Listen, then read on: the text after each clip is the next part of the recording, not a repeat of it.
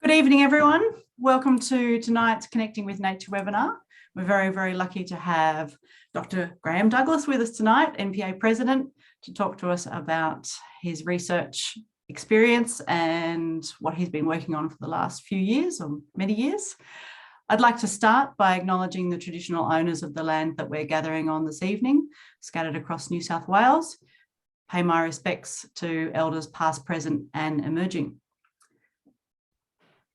Thank you very much for joining us. As you probably already know, the Connecting with Nature webinar series is something we started last year during lockdown as a way of just keeping people engaged with the community, and also, if not able to travel far, to get out into the bush, to still be keeping up with topics that we have, popular bushwalks, great places to protect, and of course threats to national parks and nature conservation more generally. So we have quite a range of topics, and it's really good to have everyone involved as audience members, but also to have such a diverse range of speakers. Just a little bit of housekeeping for tonight. So it is being recorded and you can submit questions and comments. So if you hover your mouse down over the bottom, the menu bar will pop up and you can see the chat function and also over to the right, the Q&A function. So if you have questions for Grahame, can you please put them into the Q&A and we'll get to those at the end of the presentation. But if you have any comments or information you want to share with all of the audience, you can post that through the chat function. That would be fantastic. So it is my great pleasure to welcome Grahame to be our presenter tonight. Grahame has a long career in interest in bushfire management and planning for protection of environmental assets. Many of you will be familiar with him as president of NPA and being involved with NPA for many years, and currently also on the Landscape Conservation Committee Forum. He worked for many years in the Rural Fire Service and on the Bushfire Coordinating Committee and other committees involved associated with bushfire management. And then he decided he wanted to actually do some more research, to answer some burning questions. Not meant to be a pun there, sorry about that.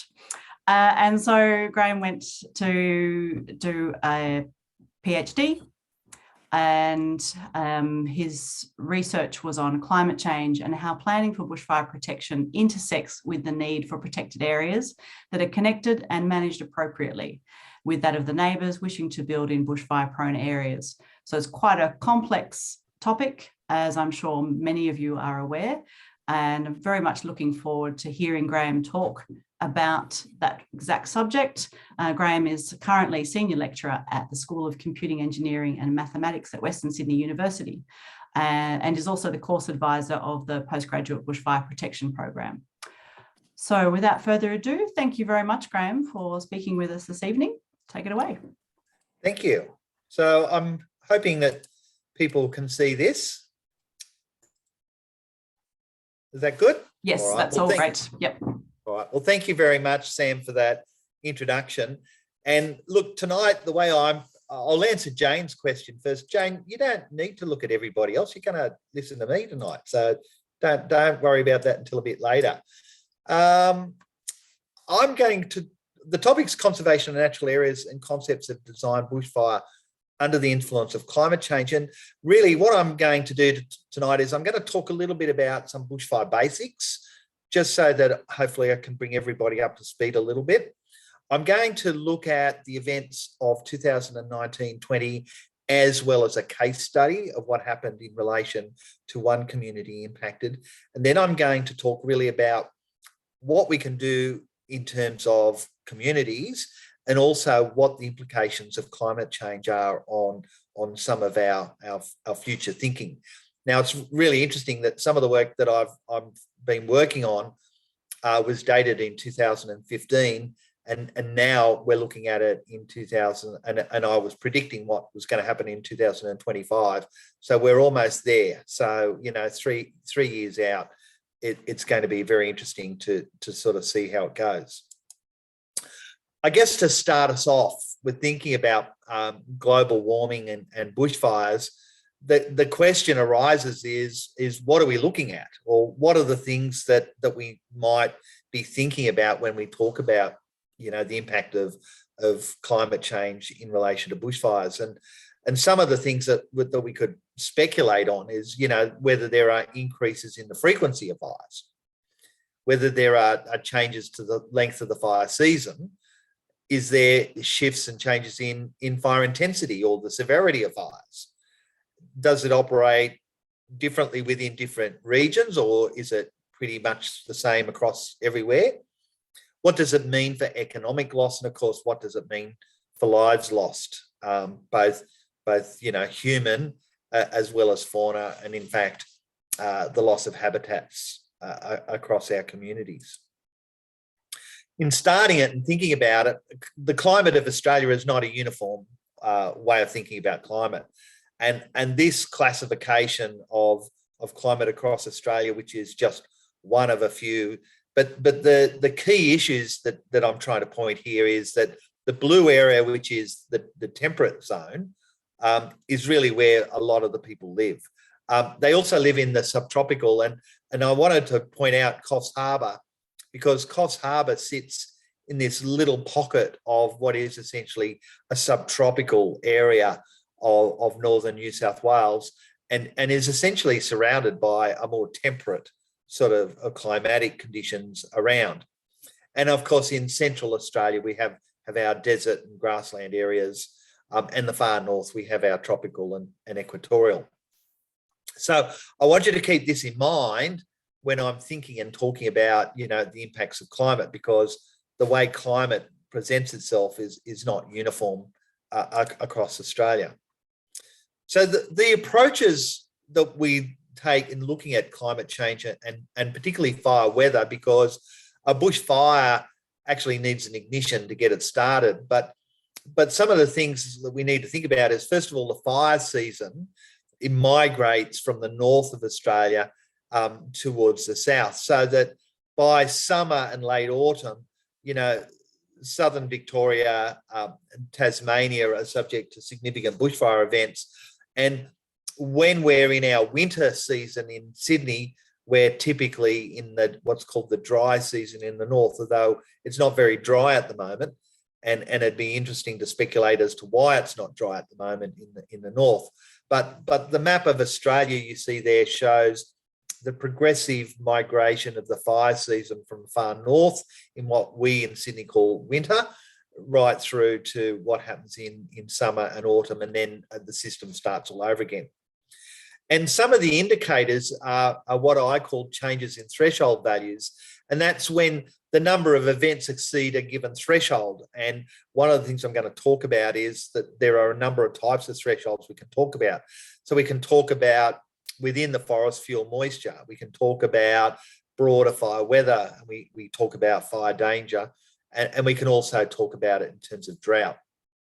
Another way to think about it is change in what we call cumulative values for both either annual or seasonal changes. And cumulative values are really just another way of expressing averages, but it's at a bigger number so that we can actually detect the changes, because when we think of averages, they're very difficult to see. Sometimes we can talk about changes in extremes. And when I use the word extremes here, I mean statistical extremes rather than sort of at average levels or something like that. And it can be applied to fire weather, fuel moisture and drought, which is what I've mentioned. And the thing is that the system is a very dynamic system and is not static. So you don't necessarily see things in terms of every year it's just going to be uniform or it's going to be uniformly increasing. It's about statistics, and it's about what's happening over time. So if I just think about drought in New South Wales, and I'm going to focus on New South Wales, that what we are seeing overall, although we're not seeing it much this year, is an increase in both summer and spring values for drought. And it seems to be increasing everywhere across the state except around Grafton and that very far northern area, which is, of course, really interesting because that's the area that's just been fully saturated and we've had floods in those areas. Winter and autumn, is highly variable across the New South Wales landscape, and drought can mix itself up quite a lot.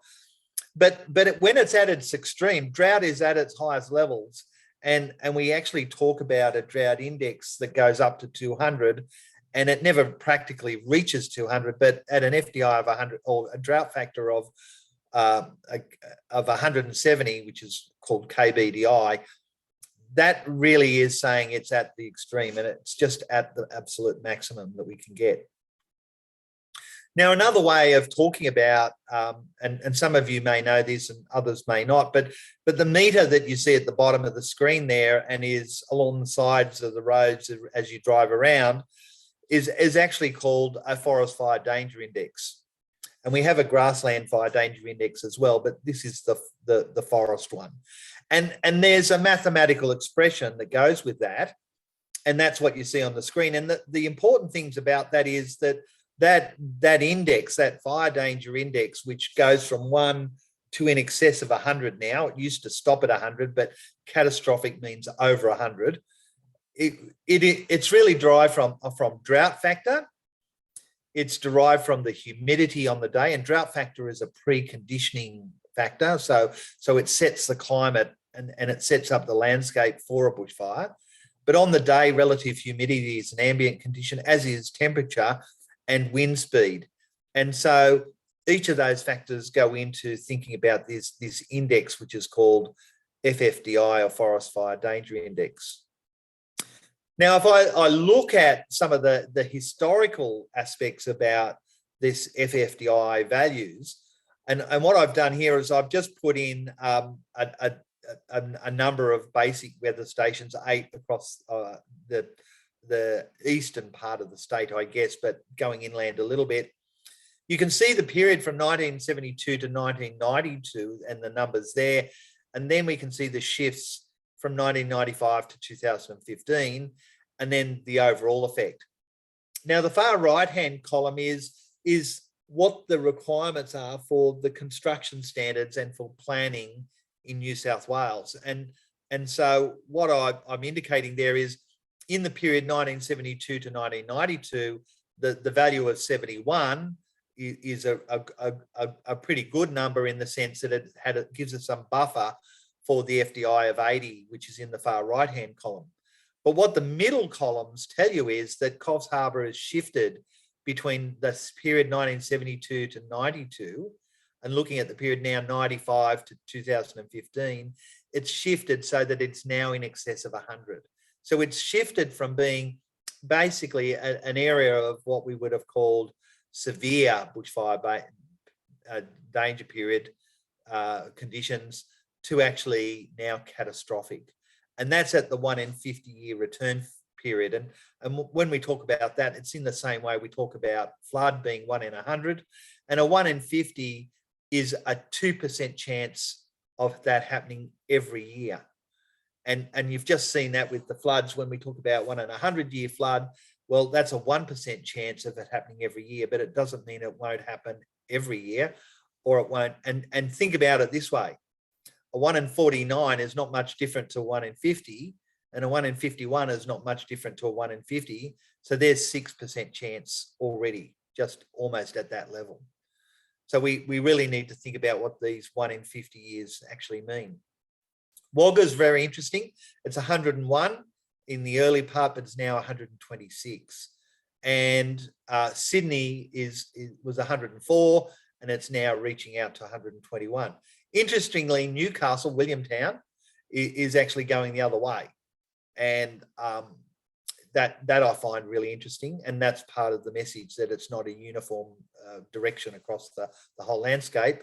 But you can see places like Dubbo and Moree, Canberra, and Nowra and Sydney all increasing, and now exceeding the design conditions for bushfire protection for residential homes and planning.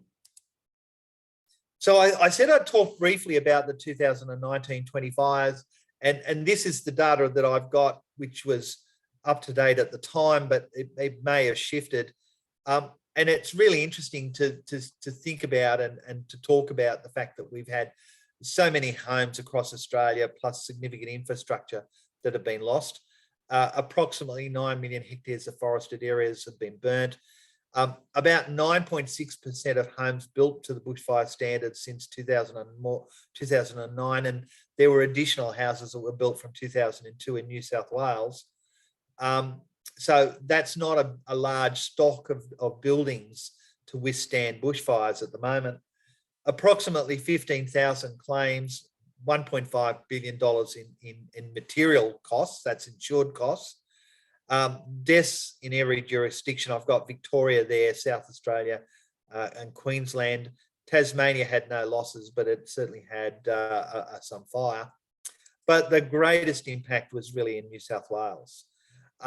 And what we've seen here was 155 days of continuous major operations and 59 total fire bans. 11 of those were statewide. 25 deaths, including 3 aircrew and 3 volunteer firefighters. 2,500 homes were lost, and another 1,000 homes were damaged. And 178 schools had damage, which had a repair bill of about $20 million. And some of those schools, although only lightly damaged, others were totally lost.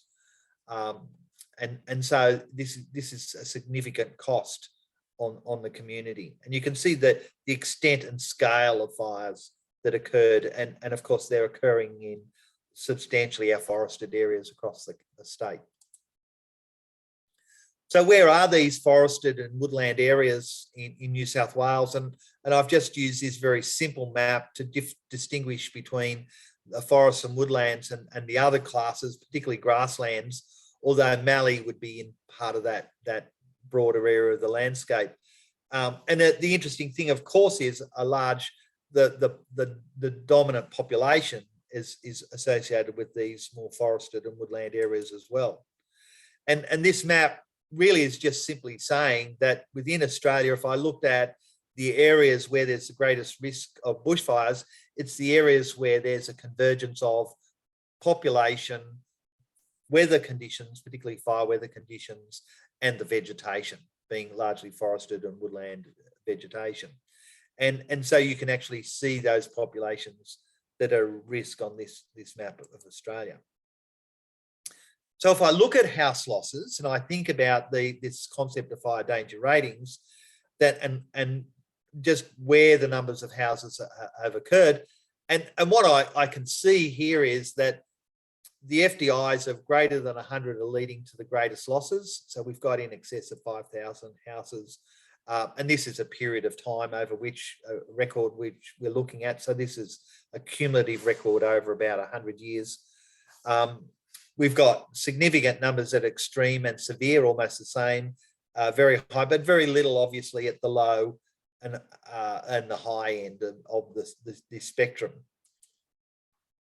Another way of thinking about house losses, though, is obviously how close they are to the bush. And this is a sort of a model based on real data, but I just wanted to use this to illustrate that the further away you move from the bushland, the lower the risk is obviously of losing your house.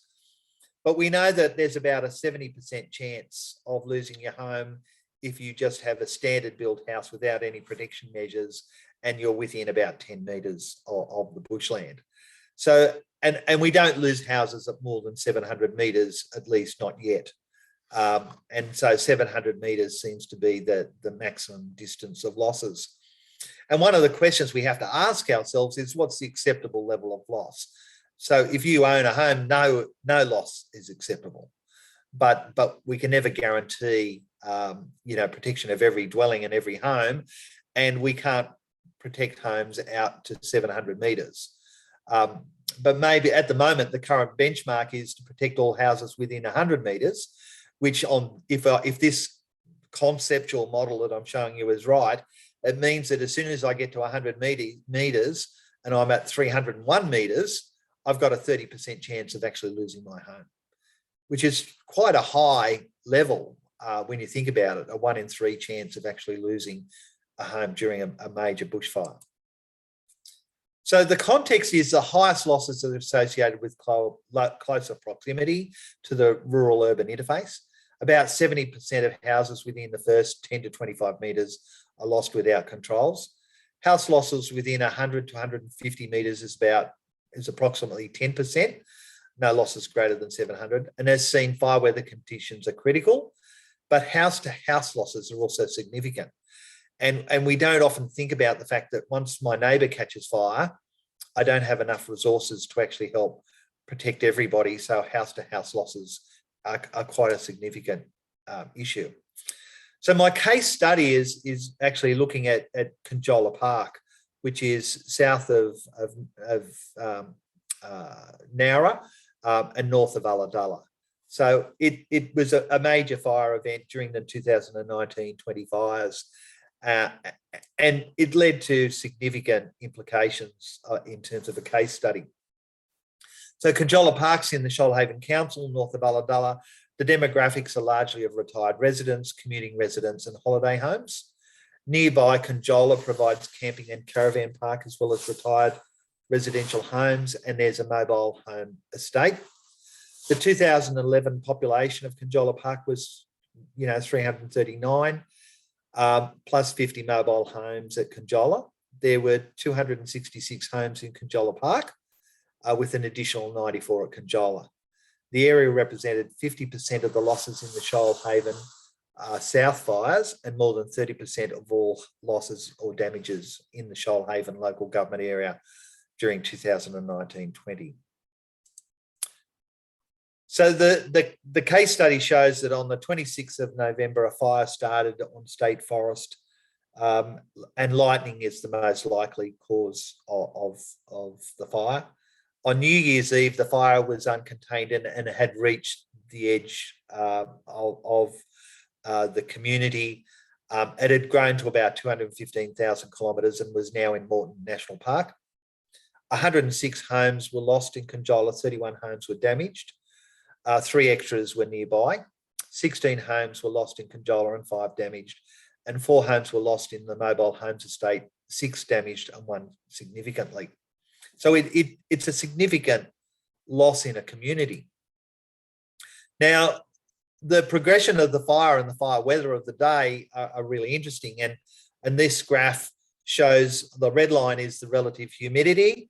The air temperature is the blue, and the wind speed is the green line. So remember, I talked to you about air temperature, humidity, wind speed and drought all being relevant. And the Bureau of Meteorology predicted that the FDI would be 85 at about 11 o'clock and over 90 by midday. The actual fire peaked as predicted, but it was 79 at 11 o'clock, not 85. And the calculated fuel moisture content was 2%, which is at its absolute bottom. You just can't get lower than 2% fuel moisture content in the forested areas as it was on that day. In terms of the forest fire danger index, it peaked at 11 o'clock. The fuel moisture content dropped at the same time. And this is sort of like a 24-hour period when we see it. And the maximum as FDI, as I said, was in fact 79 on the day. On New Year's Eve, and this was during the day, so it was 11 o'clock, residents reported the fire impacted at 11 o'clock in the morning under strong norwesterly winds. It also had the greatest mixing height and greatest instability of the air mass. At approximately 12 midday, the wind changed to southerly, bringing the fire from the direction. So the fire had jumped over Canjola Park, impacted on large numbers of houses in the community, started burning in the bushland to the south, and then the wind turned around from the south and blew it back into the community again. The 1 in 50 annual exceedance probability for fire weather was calculated as 123 at HMAS Albatross. And on the day, the value was a 1 in 10 year annual exceedance probability. Now, that's pretty interesting because previously the concept of an FDI of about 80 to 100 would have been at about the 1 in 50 year event, but now it's about a 1 in 10 year event. The reticulated water supply was lost at 11 o'clock as the fire hit. Electricity to the power to the water tank and pumps failed, And so there was no water in the town to help fight the fire. There was just demonstrable house-to-house fires and landscaping fires impacting on houses. So people's landscaping actually caused houses to be lost. Access was poor, and some residents took up to 5 hours to exit the area and get out. Fire in New South Wales were in the village, and the Rural Fire Service was at the highway, which meant the resources were around the wrong way. And a helicopter saved at least 4 mobile homes. All this map shows is that you've got bushfire-prone areas mapped, but you've got a large number of houses that were lost, which are the red and the purple and the blue, were either lost or damaged, and they're not even mapped as being bushfire-prone. So you can see the problem there. I won't focus on this too much, but this is at a distance what the house and impact of buildings were in Canjola Park. This is the cumulative graph of the losses, and you can see that it's peaking out at 120 because the community is only at 120 metres in depth either side. So the furthest distance of 100% is going to be at all these distances of 100, basically 120 from the edge of the fire. What this graph shows is sort of, I guess, the actual graph for the model that I showed you earlier, but it also shows a linear line, which is actually the best fit. But the waggly line, the line that jumps up and down, is the line that shows what happens when you have an impact associated with house-to-house loss.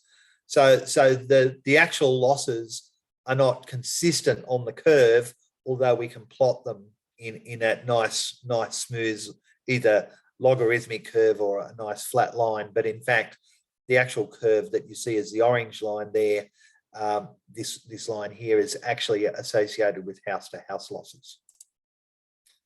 And some of the things that we found is gas cylinder location was really important in terms of people having them either protected. So the house on the left was a recently built house and had the gas cylinders well removed, and they didn't vent, whereas the other house, that they did.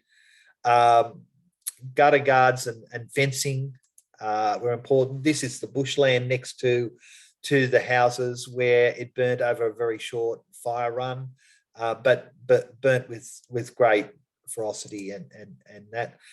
Landscaping and gas bottles, again, the house on the right, the fire burnt through the gardens, and the landscaping impacted directly onto the house, which is shown on the right. So, landscaping is critically important. Sarking of roofs inside the roof is critically important. Gutter guards prevent fires getting up into the roof. And other combustibles such as fences. People had polystyrene insulation under the floor. Luckily, it didn't catch fire, but we've captured the photo of it. The house on the right, the garden burnt through, and the reason the grass is green because it's grown back after the reshoot it as green pick after the fire event. This is one of the mobile home estates which caught fire, and this gentleman was able to extinguish the fire, but the fire had got into the wall. So that's sort of some of the things that actually are causing the problems of houses. But what I want to do now is shift onto our thinking about what's the fire weather doing? What's this FFDI telling us? And I'm going to use Coffs Harbour as an illustration. And if I just looked at the daily fire danger weather index and I looked at this map, I can see some very high points in 2002 and all sorts of different timeframes. But it's very difficult for me to see actually a pattern associated with that data, which is just showing us, that we had the fires over the period from basically 1972 to 2015.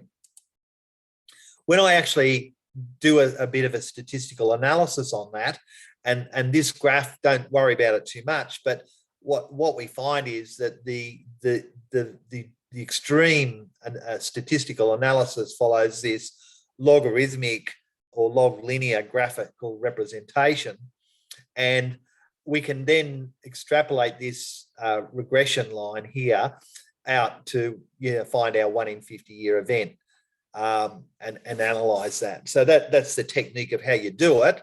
I don't expect people to understand it too much, but it does follow this formula here that I've got expressed there. So the question that comes with this FDI data is so how do we actually find out what it's doing? And one of the things we can do is we can actually take a part of the data and look at that. And in this case, I've got what I call the first window, which is a 20-year window of each of the data points. And I actually do that GEV or a statistical assessment on. And then I might do every one of them right through to the end. But here I'm looking at the 5th window, and here's the 13th window. And sorry about that, 13th window. And you can see the 13th window has more high points in it than the first window. But if you just looked at the data on its own, it's really hard to predict what to see. So we can actually analyze every single window right through from 1972 to 2015 using a 20-year gap, a 20-window band of data. And what that shows us is if I look for those three windows, the bottom one is actually my first sort of window, and then I've got my 5th window is the second line up, and then the top line is the 13th window of data. And each of those are showing us a different plot, but what we can clearly see is that it's going up, and each of those is seeing an increase in that sort of area of Coffs Harbour. And I can just use the line there to actually predict on what the different implications are for the 1 in 50. So if I look at the side here, the 1 in 50 here is at my roughly 70th value. Here it's going up a bit more to closer to 80 on the second band, but on the top band here, I've actually got it just sitting under 120. So Coffs Harbour, some of the interesting things here is what I've done is I've looked at what we call a power series, a linear regression and a logarithmic regression for Coffs Harbour. And really the interesting thing I see here is we get these areas of plateaus, and then they jump, and then they jump again, and then they keep going up. So, but they don't come back down. So what happens is when the fire weather jumps to a new level, it stays there and it doesn't come back down. This is Williamtown, which goes the opposite way to everybody else. Sydney's a little bit on the flat, and Nowra, you can see there, goes up and then back down. I won't worry about these too much, but you can see for the other 4 areas, they're all on the increase. But what does this tell us overall? So from a climate change point of view, I looked at 2015 and then I predicted what it would be in 2025, and that's only 3 years off. So I'm hoping to get the data in 2025 and to see actually how close I am. But depending on which regression I use, whether it's logarithmic, linear, or an exponential power function, I can see here that I've got, in some cases, places like Williamtown, which is pretty close to its own mark. It's not shifting very much under these scenarios. But you look at places like Coffs Harbour, it doesn't matter which scenario you use, it's going up, and the North Coast is experiencing dramatic increases, as it is in other areas. But it's just that some of those are more pronounced than others. So Canberra is quite pronounced here, but this Coffs Harbour is a really great example of what we're seeing in terms of the shifts in terms of climate. So we also need to reduce the risk at the buildings, which is what I was talking about earlier, and we need to adapt now to a changing climate scenario. And this has implications on natural areas and protected areas, because fire services, the first thing they do is they turn to how do we actually reduce the hazard? And yet some people don't actually protect their own houses. And really what we're seeing here is the wooden house in the Blue Mountains with the native vegetation growing right up in amongst it. So it's time, what I say, it's time to refocus. And what I mean by refocus, it's to start to think about things in a different way. So the first thing is we need to think about whether we can actually look at building retrofits. Most of our housing stock is not adapted either to the old bushfire arrangements, let alone the new one. And so we actually need to think about how we can do that. We actually need to improve the management of our landscaping around our home. And it's not simply a matter of saying, well, I like to live in the bush and I like to live with nature and I like to have, native plants in and around the house. But it's actually about saying we need to plan where we put these things and actually have them so they're not directly under windows or out the front of doors. And we need to do that because it's not only our house that gets lost, but it's house to house. And we're actually impacting on our neighbours. And I think we can use water spray systems as an option much more than we do. And they're not part of the actual arrangements at the moment in terms of protecting buildings or protecting our landscape or our landscaping. We can limit fuel management, however, to the roughly 500 metres depth as strategic fire advantage zones, rather than simply asking fire services or park services or anyone else to simply burn hectares. The problem has been that the mantra has been burning hectares, hectares and hectares. But what we really need to do is we need to have that and focus it at the rural-urban interface. We need to limit fuel management intensity to support mosaics and patchiness. And we need to do that when the fuel moisture content is right. And why in 2021, or can I say in 2022, we need to think about how we do that. 2022, it's too wet. We just cannot manage fuels in this current environment on the eastern seaboard. Indigenous cultural burning can support biodiversity, but it probably can't support protection. And I think we need to understand that the scale of burning along that strategic fire advantage zones is actually really huge and very, very large.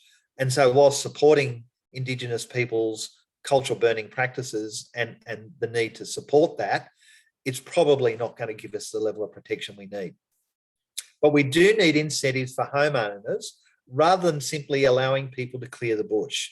We don't need a 1050 set of provisions and we don't need the 25-metre boundary codes. We have a bushfire environmental assessment code, which is enough to actually help people protect their homes. And we don't need these other measures in place. And for existing homes, we need to actually look at how we can protect the homes just for the 1 in 1 year fire weather event. At the moment, most of these houses are not even protected just for what's happening now every year. And if conditions are getting worse every year, then we aren't actually dealing with that. And what I wanted to conclude with, and I'm probably a few minutes early, but I just wanted to give people a chance to ask some questions. And here is a photo of the wet tropics in Queensland before at the top and after the major fire has burnt through. So the proposition that fires don't burn through rainforests is clearly not right. And we really need to protect our landscapes so that these areas don't get burnt. But also we also need to think about these landscapes can actually impact on people's properties and their lives. And so we've actually got to work around how we can actually do those. So that was the presentation I wanted to talk about. And I'm more than happy, Sam, to take some questions. You're muted. It was your turn. Thank you very much, Graham. I was muted and I was having a great time. Thank you so much for that presentation. It was really, really interesting. There's a lot to take in and a lot to unpack. Yep. So while people are thinking of their questions, I'm just adjusting my view. There we go. So while people are thinking of their questions, I've got a couple, and some of them are specific and some of them are a bit more general. So one of the things I was interested in, okay, one, I'll start off with something very, very specific first. So you mentioned the sarking in the house as an important consideration for bushfire protection in designing your house. So this is me being a little bit ignorant. Are there different types of sarking? Is all sarking flammable or is all sarking not flammable?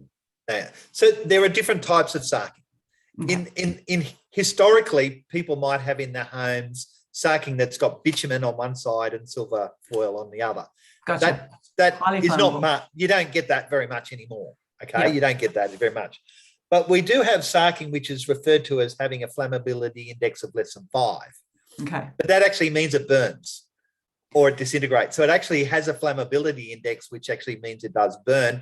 And it's what the Australian standard actually requires you to have, because it's a little bit better than that bitumen that I was talking about before. Yes, which were much more highly flammable. And embers will often get into fuel in the gutter, or they'll enter through the tile, the gap in the tiles, and they can burn through the sarking or cause a fire in the sarking. Okay. But we actually have what's called non-combustible sarking. Okay. And a non-combustible sarking is a little bit dearer, but it doesn't burn at all. And the great thing about it is you can bring the flashing from the roof into the gutter, and that prevents the fire actually getting up into the roof space. I've got photos of fires burning in the roof spaces because all the sarking burnt away, and then it started burning the rafters and the beams and everything in the roof space. So a bit expensive at the start, but cheaper than buying and building a new house. Well, yeah, and it's about risk management. And if you're living in a bushfire-prone area, and I call 150 metres a bushfire-prone area, not 100, but if I'm living in a bushfire-prone area, that is it means you've got to take the roof off and put on a new sarking, but geez, what an investment. And that's, I guess, one. And if you're building the home, you can use the sarking up front as part of the design considerations, and then you've got protection from that one. I'm quite interested in the landscaping aspect because that's overlaps with some of my interest as well as a landscape designer. But there has been, the talk about fire retardant plants or plants that to use in landscaping that are less likely to burn or even suppress fire is one of those conversations that waxes and wanes. And I can see that it's on the increase again, particularly with the higher interest in gardening over the last couple of years, that people are more interested in putting in fire retardant plants and doing the research into what's better in their local area. So it's, that's a really interesting consideration. More general. I can make a comment on that. Yes, please do. If that's all right. So just a couple of things. First of all plants burn. Yes, exactly. Even mangroves burn, Now, mangroves don't, what we're talking about is we don't want a plant to carry the fire. So we don't want to. Yes.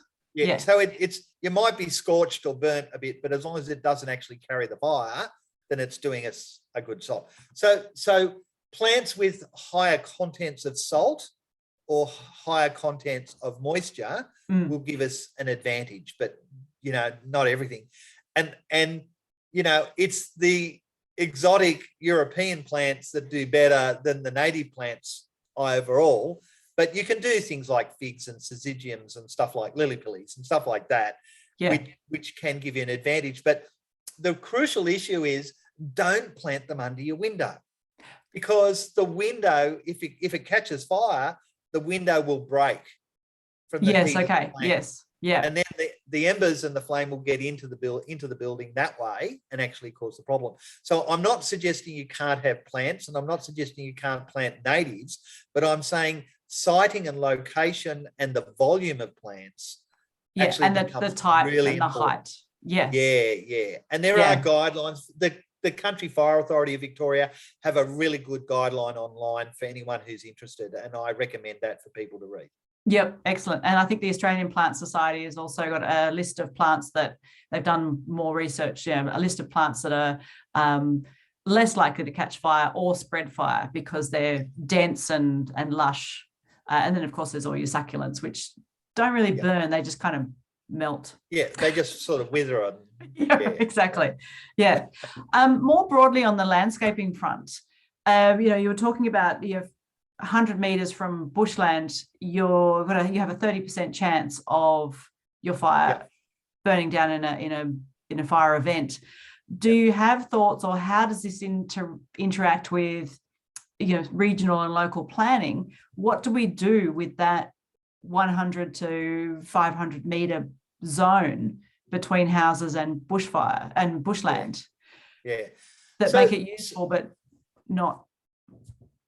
Yeah. So the challenge is that the planning and building controls only are limited to 100 metres from the edge of the bush. Okay. So we have what we call bushfire prone land mapping, and it's a buffer of 100 metres from bushland. Now, if it's a grassland, it's 50 metres. In New South Wales, it's actually 30, which is another issue. But the standard looks at a 50-metre gap for rainforests and grasslands and 100 metres for most other vegetation, native vegetation types. And the idea is within that, you do an assessment and then you work out what controls you need to put in place, including building and standards or landscaping or water supplies and access for firefighters and all that sort of stuff. So that's the problem with the planning and building system is it's not retrospective. So it cannot look at what people got an approval for in the past. Yep. So we have a huge legacy of people who are living in bushfire prone areas, and quite reasonably, those people don't want to have to spend a lot of money to upgrade, but they're living in a dangerous situation like Canjola Park. And in some cases, Canjola Park, they didn't even map them as properly. Right. And so we've got a large number of houses lost during bushfires, but they weren't even identified as being in bushfire prone areas. And I'm suggesting that we need to expand that to 150 metres, not 100. So. Yeah, okay. And is it part of that a resourcing council by council issue of mapping fire prone land? No, or is it just the parameters of what is defined as fire prone? Yeah, it's just the parameters of what's defined, and the Rural Fire Service approve the maps, but the councils in theory are supposed to prepare them and then submit them to the Rural Fire Service for endorsement. In practice, the Rural Fire Service ends up doing a lot of them anyway. Yeah, okay. Because of local council resources, and they're supposed to be reviewed every 5 years. But yeah, well, that's the other question, isn't it? Because a lot of local environment plans where this is contained have 20 years old. Yeah. That's right. So you get councils like Eurobadala that's been there for the last 20 years. Yeah, they haven't updated it. So, yeah. Okay, good. Thank you. And then, so one other question I had, when we were looking at the case study for Lake Canjola, you had, for Ulladulla, around Ulladulla, there was that very clear spike on New Year's Eve of the drop in humidity and the increase in flammability and the FFDI. Was that the perfect storm of conditions, or was that the perfect storm created by the fire where it created its own weather system? A bit of both. So it was, the conditions were highly conducive to the fire that happened. The interesting thing is an FDI of 80 is a really significant fire event. So that's at one of the levels of extremes. So if you get to 80, you're expecting a major problem. We tend to lose more houses that are more than 100, but 80 is a really significant bushfire. But what also happened on the day was we had a huge landscape fire. So it wasn't just like a bit of fire burning under conditions towards residences. We had hundreds of thousands of hectares in Moreton National Park had been burning for days, and the weather conditions and the stability of the atmosphere had become very unstable, and that gave rise to an increasing blow-up set of conditions. And then the bushfire pushed those conditions even further. And so you've got the combined effect of the actual day's conditions, and then you got the other sort of elements that are coming into play. Yeah. So it just kind of creates this cycle, this positive feedback loop. Yeah. Excellent. Thank you very much. So I had lots of questions. I think everyone else is just super overwhelmed by the amount of information or have had all their questions answered during your presentation. So that's really fantastic. What I would like to, if we can just finish with you, Grahame, if you can tell us, so you've talked about how you want to keep researching over the next few years to see if your predictions for 2025 will come through. But is there anything else you're working on researching that you'd like to talk to us about? Yeah, so there's a couple of really interesting areas. First thing I'm looking at is you raise the issue of those sort of winds and fire generated sort of discussions. And I'm really interested in how we can do better prediction of the wind fire weather interaction conditions on houses, because the building controls at the moment don't address wind. So they don't address these high wind, extreme bushfire events. They're all about radiant heat, flame contact, or embers that are entering the building, but not about the wind effects. Yeah, and we right. have evidence, and we have really good evidence on the Black Saturday fires in 2009. We've got a house which lost its roof and moved it 20 metres, dumped the roof 20 metres inside the yard, but the remainder of the house is a pile of ashes, but the roof is intact, 20 metres away from right. the actual house. Yeah. That's incredible.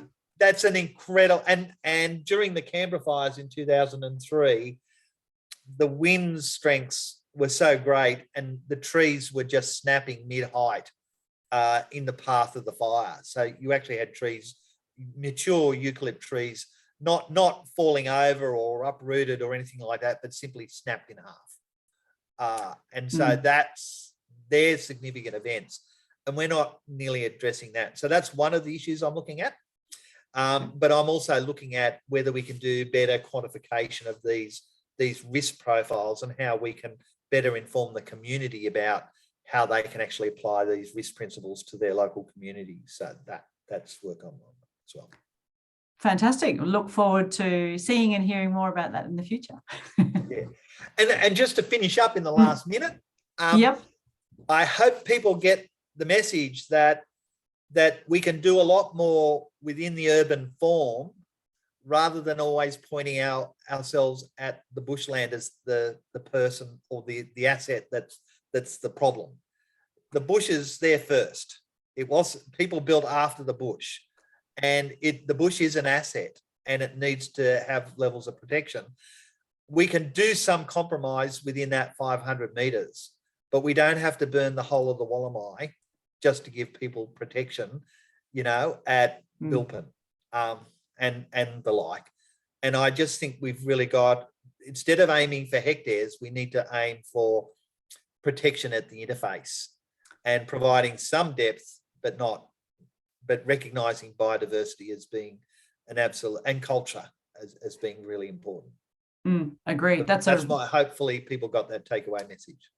I think that's a really good point to finish on. Thank you very much, Grahame. And on behalf of all of our audience, thank you very much for presenting tonight.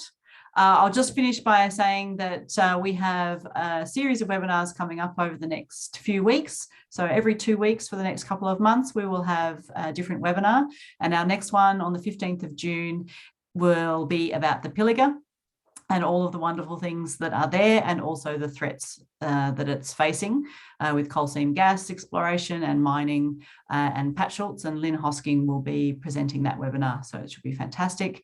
After that, there'll be a series of 3 webinars from BirdLife Australia on different programs that they're running to protect different bird species in New South Wales. So thank you very much for joining us, and thank you very much, Grahame, for being our presenter. That's all right, and happy. And anyone who's not a member of NPA, please join. Fantastic. Thank you very much.